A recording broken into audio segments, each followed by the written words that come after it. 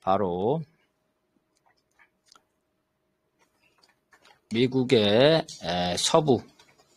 서부와 동부는 각각 그죠? 유럽과 아시아를 상대로 무역을 할 수가 있어요. 이러면서 해외 진출이 확대된다는 거예요. 이렇게 확대되면서 거래 비용을 감축할 수 있다. 규모의 경제, 그죠? 미국의 회사는 엄청나게, 포도회사 엄청나게 크죠. 그래서 다국적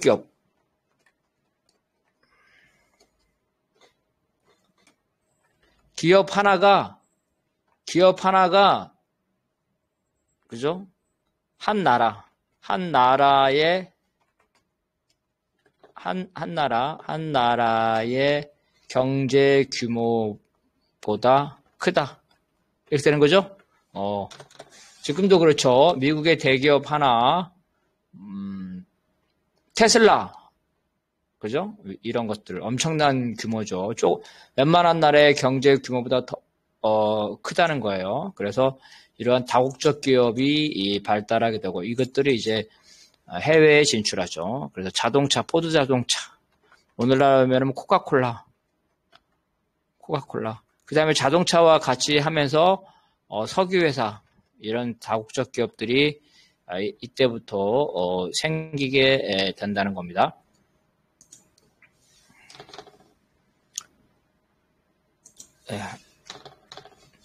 자, 그래서 지금 설명한 거니까 이 부분을 우리가 오진우 동지가 한번 읽어봐 주실래요?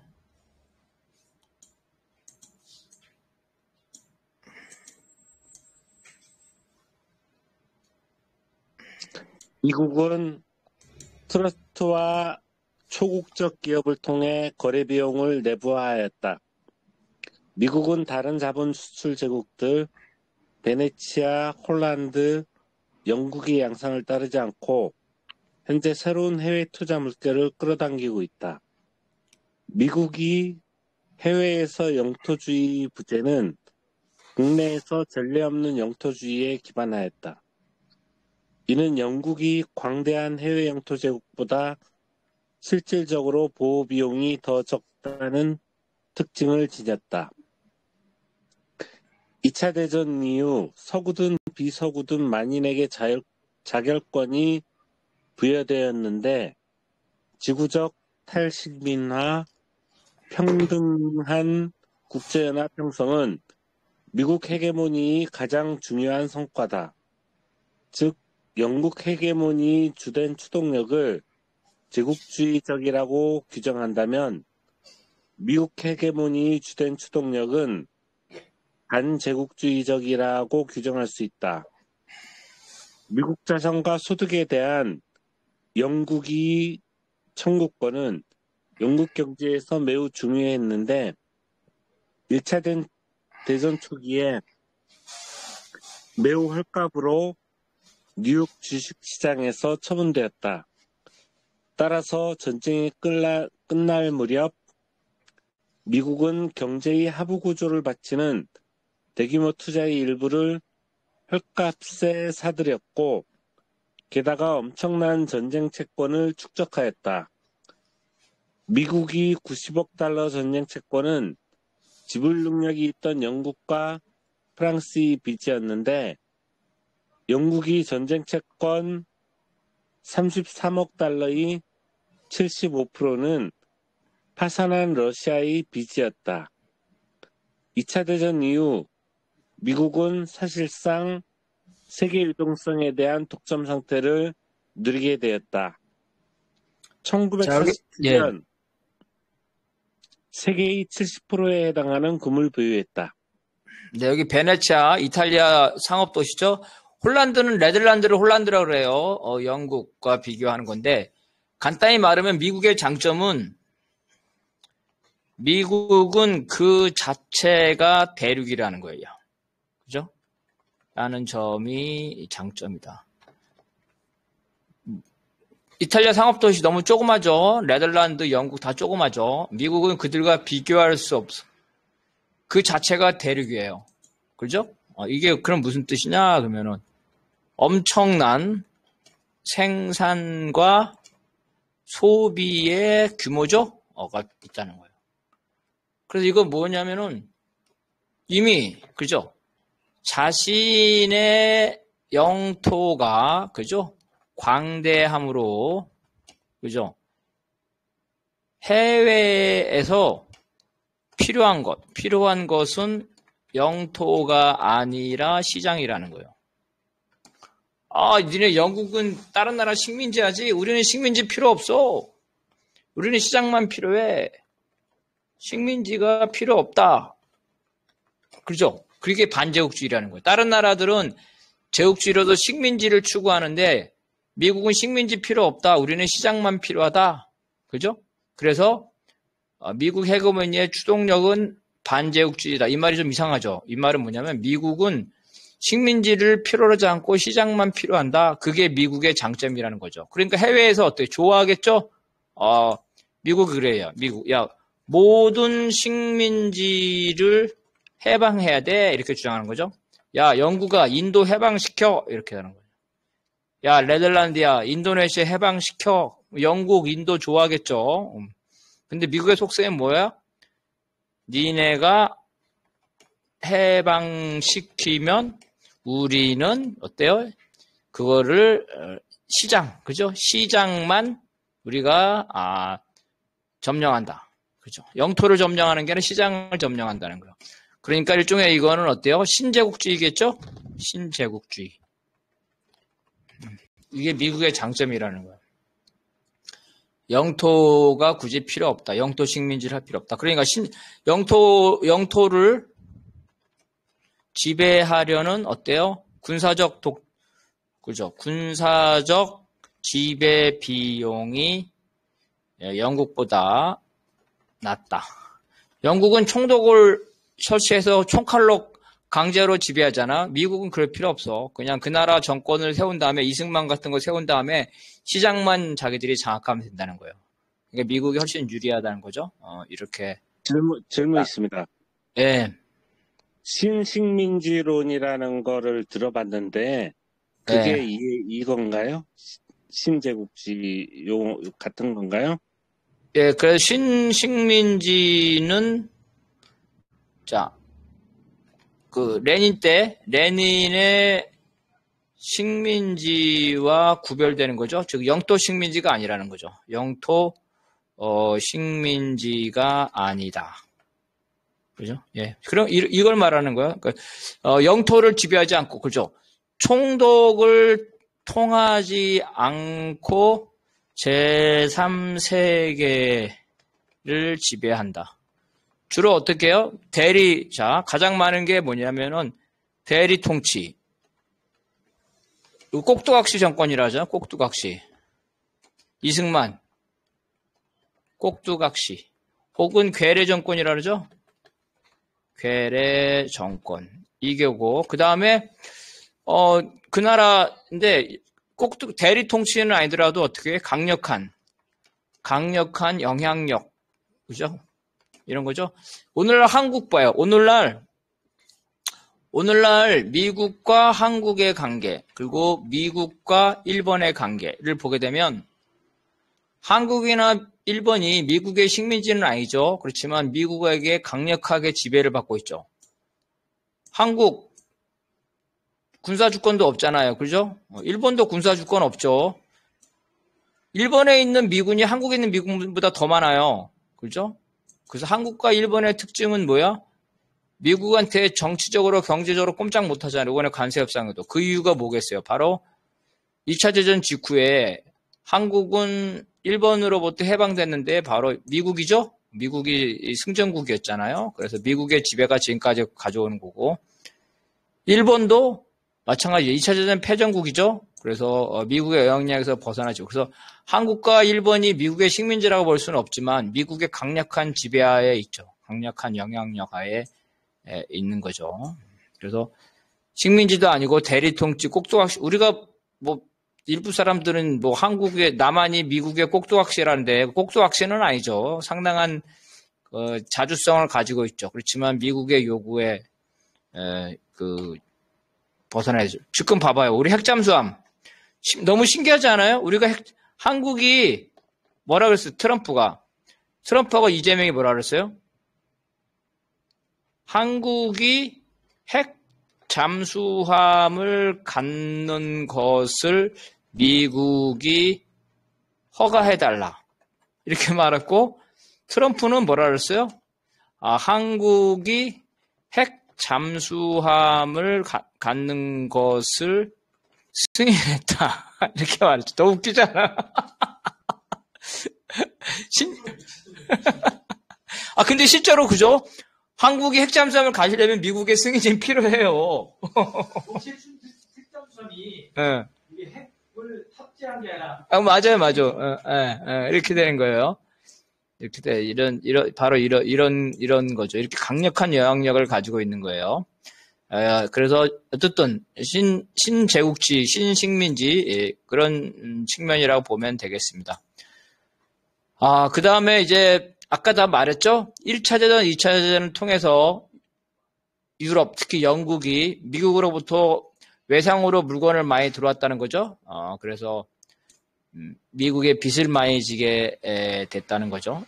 그래서 1, 2차 대전을 통해서 미국이 유럽에 대한 채권자가 됐다는 거예요. 1947년 세계의 70%에 해당하는 금을 보유했다. 그래서 경제적인 패권을 갖게 됐다.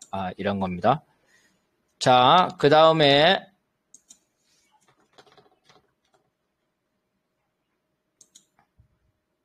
이거는 우리 이창률 동지가 한번 읽어봅시다.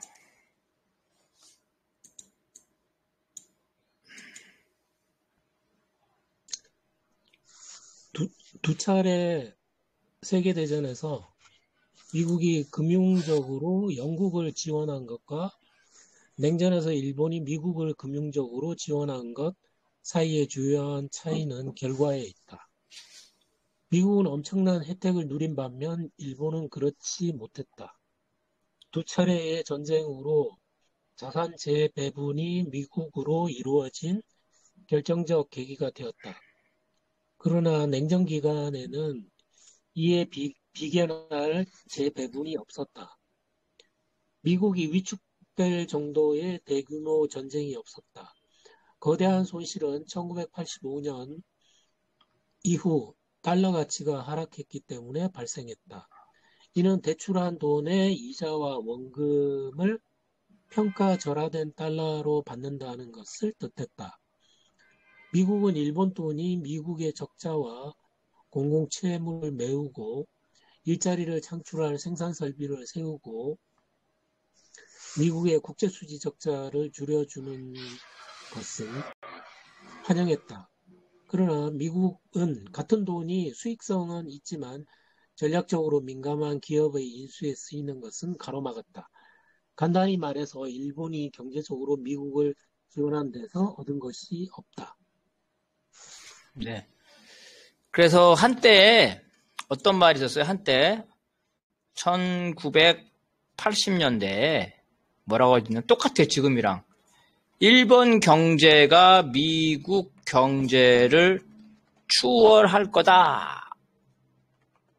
그죠? 그래서 막 엄청난 논쟁이 됐어요. 지금 마치 중국 경제가 미국 경제를 추월할 거라는 것처럼 이렇게 됐죠. 근데 어떤 결론은 일본이 추락을 했죠? 일본이 추락을 했다.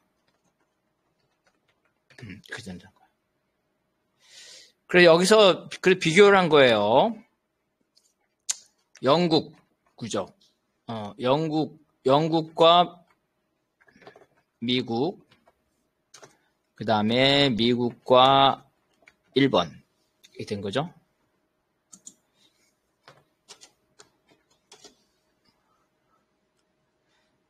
자, 여기에서는 미국이 영국을 이겼죠.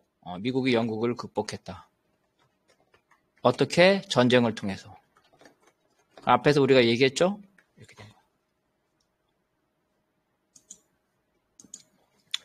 미국과 일본의 관계죠.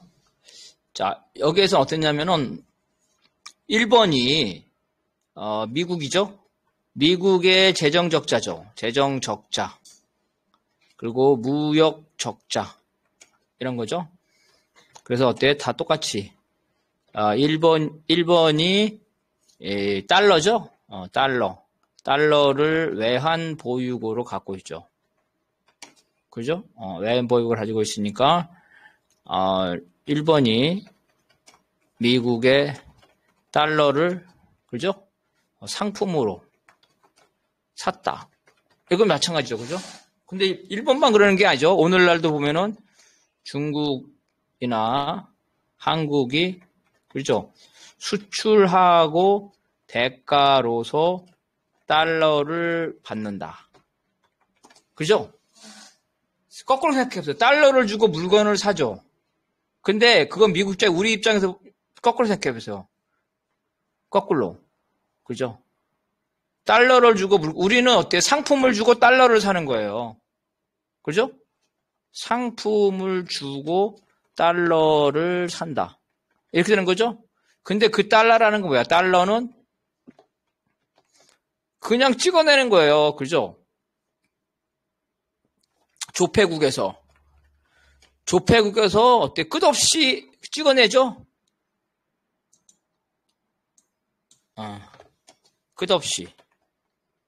끝없이 찍어낸다. 이런 거야. 그래서 무역에서 미국은 상품을 받지만, 그죠? 한국은 달러를 받아. 잠깐만, 이거 다 끝나고요. 끝나고. 그래서,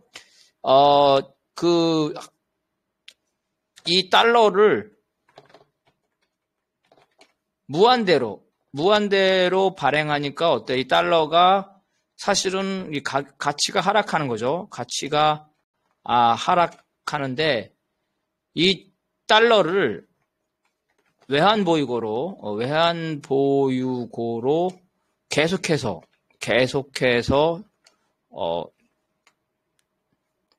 무역이죠. 우리 수출국, 그죠? 중국, 일본, 한국이 보관하고 있어. 보관함으로 어때요? 시장에는 어때? 시장에는 달러가, 그죠? 과잉되지 않는다. 다시 말해서 외환 보유고 때문에, 그죠? 원래 그죠? 하락해야 할 달러의 가치가 유지되고 있다는 거예요. 그래서 이런 무역을 통해서 트럼프는 미국이 손해보고 있다고 그러는데 실제로 미국이 손해보는 게 아니라 무역을 통해서 미국이 이익을 보는 거죠. 우리는 힘들게 일해서 상품을 만들어서 파는데 미국 놈들 하는 짓이라고는 달러를 계속 찍어내는 일밖에 없어요. 그죠? 사실상 휴지 조각에 불과한데 사람들은 그 달러를 다 가지려고 그래요. 왜? 달러가 제일 안정되니까. 그럼 달러가 왜 제일 안정돼? 달러가 안정된 화폐로 인정되는 이유는 미국의 군사력 때문에. 그렇죠? 미국이 망할 리가 없단 말이야. 미국의 군사력 때문에. 그러니까 사람들이 달러를 가지고 있죠. 전쟁 나서 미국이 망할 리가 없으니까. 그러면 다른 나라는 어때? 다른 나라는 위태위태해요. 그죠? 그래서 러시아 전쟁 났잖아요. 우크라이나 전쟁. 우크라이나 전쟁 났는데 여러분 러시아 루블화를 가지고 있을 것 같아요? 야, 러시아가 우크라이나하고 전쟁했구나. 러시아가 전쟁에 질 수도 있는데 그러면 루블화 갖다 팔아야지. 루블화 대신에 달러를 가져야지. 이렇게 되겠죠. 그죠? 이렇게 되는 거예요. 중국도 마찬가지야. 대만 전쟁이 일어날 수 있대. 대만 전쟁이 일어나면 중국의 위안화가 가치가 떨어지겠네. 그러니까 위안화 대신에 달러를 가져야지. 이렇게 되겠죠. 그 다음에 일본은 어떻게 했어요? 일본이 저거 했을 때 바로 여기서 무슨 합의가 나왔어요? 그죠? 1985년. 무슨 합의? 그러죠. 플라자 합의. 1980 플라자 합의가 되면서 어떻게 됐어요? 여기서 일본이죠. 일본의 그죠? 통화 가치를 어떻게 했어요? 강제로, 그죠? 강제로 높여서 1번의 상품이 가격이 된 거죠? 가격 인상이 되면서 1번 경제가 타격을 받죠. 1번이 까부니까 미국이 일본한테 타격을 준 거예요. 이 플라자 합의 때 독일도 대상이었어요. 독일에게도 타격. 무슨 말이 되냐면 달러를 추격하는 나라가 있으면 그 나라의 군사적, 경제적 타격을 줘서 달러 추격을 방해하는 거예요. 이게 다 지금 중국과 대만 전쟁, 러시아, 우크라이나 전쟁 다 이런 거예요. 이렇게 해서 달러를 패권을 현재 유지하고 있다는 거예요. 그렇죠? 이렇게 해서 전부 다 달러로 사고 있는 거죠. 자, 얘기해서 이제. 왜냐면은 저 사실은 이제 그 연준에서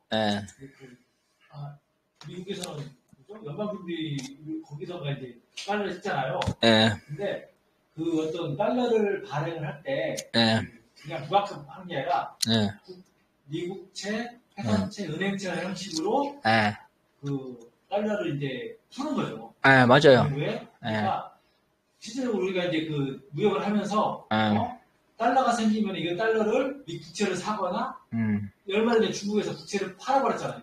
그러니까 뭐 이런 게 그러니까 무한대로 달러를 이렇게 그 발행하면서 국채, 회사채, 은행채나 그런 식으로 달러를 이제 푸는 거죠. 그리고 그것을 만약에 미국 중국에서도 일본에서도 만약 국채를 팔아버렸으면 미국이 팔아버렸으면 다시 그랬으면 달러가 다시 그러니까 수출했을 때 그 당시에 그 남은 돈 있잖아요. 그게 그 이익으로 다시 돌아온 거예요. 국채를 다시 더 사. 자, 설명해 줄게요. 자, 설명해 주는데 이렇게 되는 거예요. 자.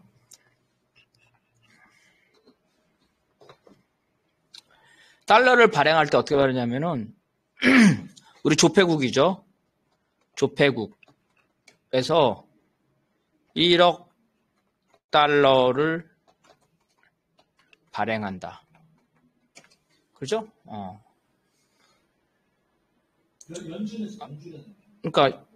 그러니까 연준이 이제 달러를 발행하는 건 조폐국에서 발행하지. 한국에서 보면 한국은행이 달러를 발행하는 게 아니라 조폐공사에서 발행하는 거예요. 조폐공사가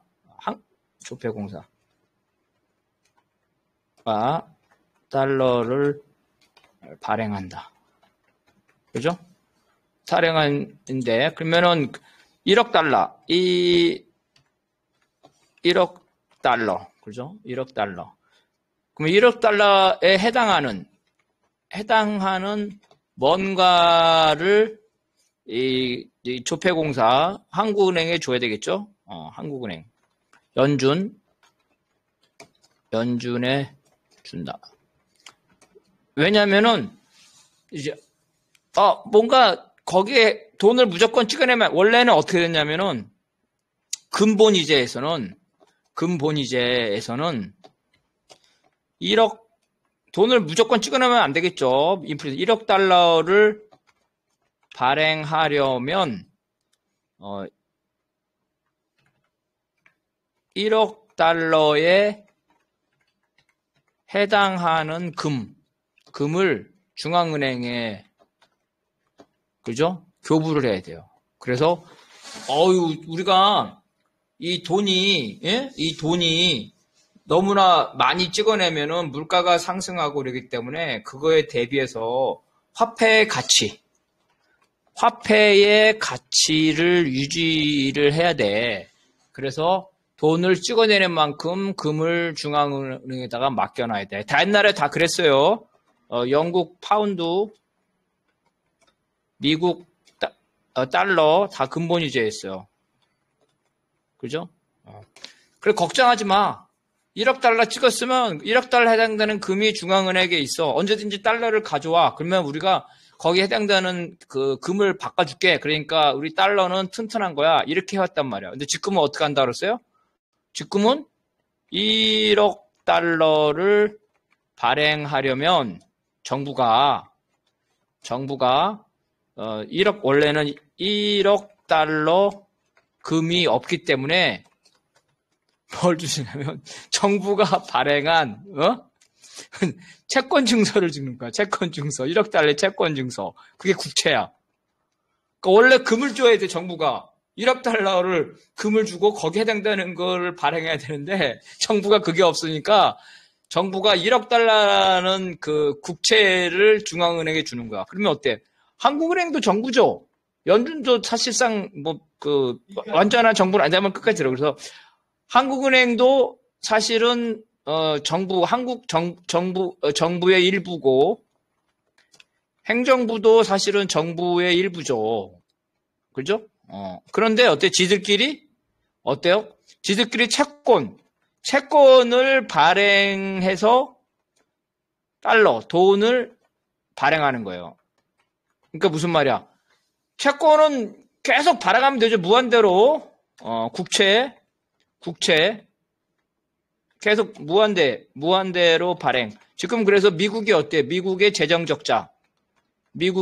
적자가 다 어때? 이런 국채를 발행하는 거죠. 국채 발행.